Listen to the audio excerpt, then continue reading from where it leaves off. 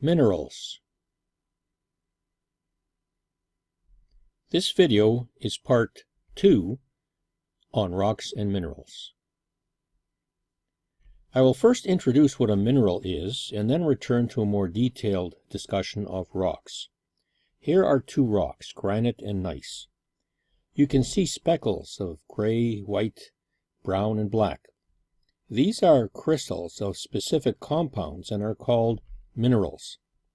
There are over 2,000 varieties of minerals in many shapes and colors and textures. Here are 4 minerals to start with. This is olivine, of which Norway is a major producer. Its beautiful green color lends itself to making a gemstone called peridot. A majority of minerals can be cut and polished to make gemstones. This is mica and a mica-rich gemstone. This is quartz with a quartz gem and amethyst, which is quartz with iron as an impurity to give the violet color, and feldspar with the gem moonstone. There are many uses for minerals. Let me just point out 3 examples. Here's a rough diamond. We know that it is used in jewelry like diamond rings. Diamond also has many industrial uses. Because it is the hardest natural substance, it is used on saw blades for cutting and for polishing stone or ceramic products.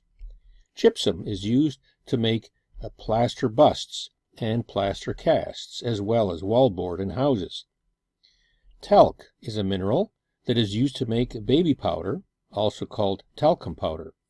It is used by weightlifters and other athletes like basketball players to absorb moisture and ensure a reliable grip. What makes a mineral a mineral? There are 5 criteria. First, the substance must exist as a solid under normal conditions. If it's a liquid or a gas under normal conditions, it cannot be a mineral. Second, the substance must occur naturally. It cannot be man-made. So plastic, for example, is man-made and does not qualify as a mineral. Third, the substance must be inorganic, not made from things that were once living. For example, shells that once had living creatures inside cannot be minerals. Coral is also not a mineral because it is in fact living. It is tiny animals called polyps.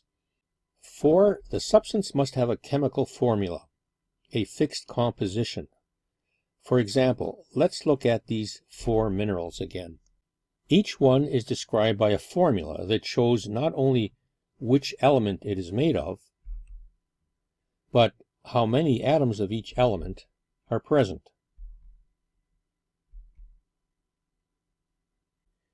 Number 5, the atoms in the substance must be arranged in an orderly manner called a crystal structure. For example, most minerals are in a class called silicates. When you see some combination of silicon and oxygen in a formula, that is a silicate. Typical formulas are SiO3, SiO4, and the structure looks like this. The middle atom is silicon, and it's surrounded by 4 atoms of oxygen. Now, these groups can be combined into various configurations, for example, in long chains or in sheets.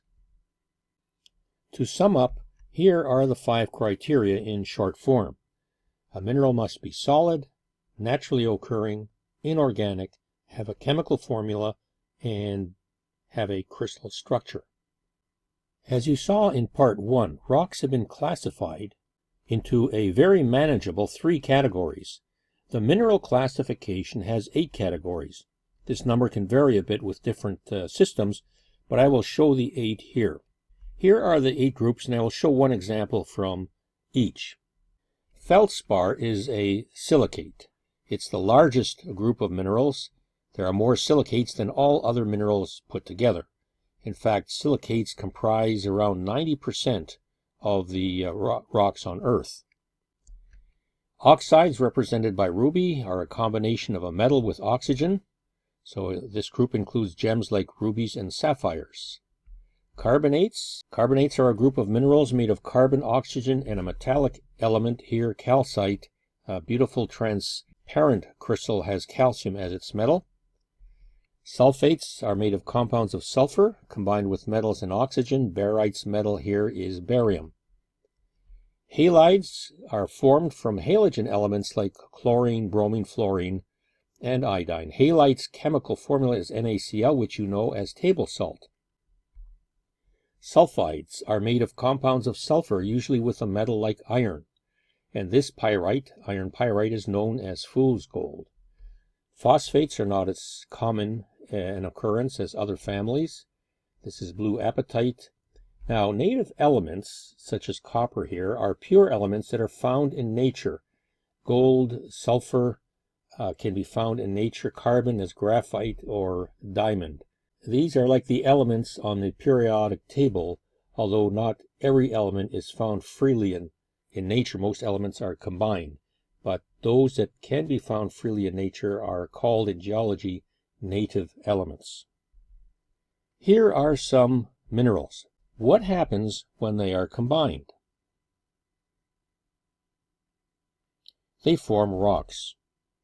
Minerals are the building blocks of rocks. To geologists, a rock is a natural substance composed of solid crystals of different minerals that have been fused together into a solid lump.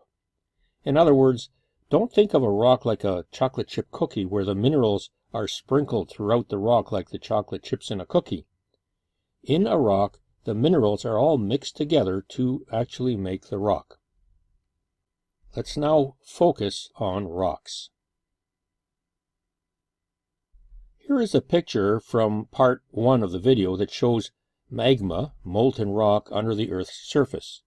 As mentioned in the video, the cooling of magma takes time as it is not exposed to the air. This results in igneous rocks whose minerals have had time to grow and so appear large enough for the eye to see, and these rocks stay underground. But when the magma comes to the surface through a volcano, then it is called lava. Cooling now takes place much faster, so that the minerals do not have time to grow very much. The result is another type of igneous rock that appear very smooth as their minerals are too small to see, and in some cases the crystals do not even form, so the rock has a glassy appearance. Here is the usual setup for types of rocks. A common igneous rock is granite that forms from the magma. Another is diorite. From lava we get obsidian with its glassy surface, and pumice, which trapped air bubbles during its rapid formation. Let's look at sedimentary rocks now. Recall how they are formed under oceans, lakes, and rivers. Over thousands of years, the sediments are compacted or squeezed together under their own weight and the water's weight. There is also a cementing process, a gluing process that takes place. Now, what exactly are sediments? They are the bits of rock that have been broken off larger rocks by water, ice, wind, generally called weathering, over long periods of time. These sediments are classified according to their size. There are 6 classes as shown here. The smallest is clay, then silt, then sand, and by the way, these 3 form soil. Then there is pebble, cobble, and boulder. Here is shale, which is compacted clay. This is the shale you've heard about that contains oil and gas and is obtained by the process of fracking. Then there is sandstone with slightly larger particles, then breccia, then dead vegetation that got squeezed, heated, and put under pressure eventually formed coal.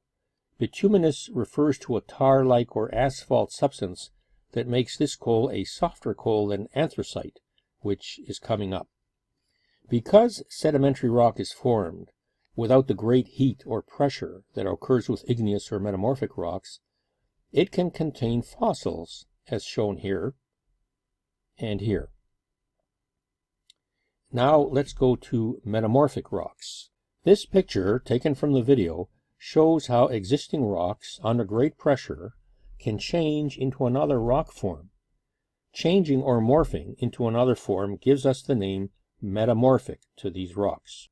Examples of metamorphic rocks are marble, gneiss, quartzite, and anthracite coal that was changed from bituminous coal under great pressure. Here are examples of metamorphism. Sandstone in the presence of heat can metamorphose into quartzite. Limestone under heat and pressure will change into marble.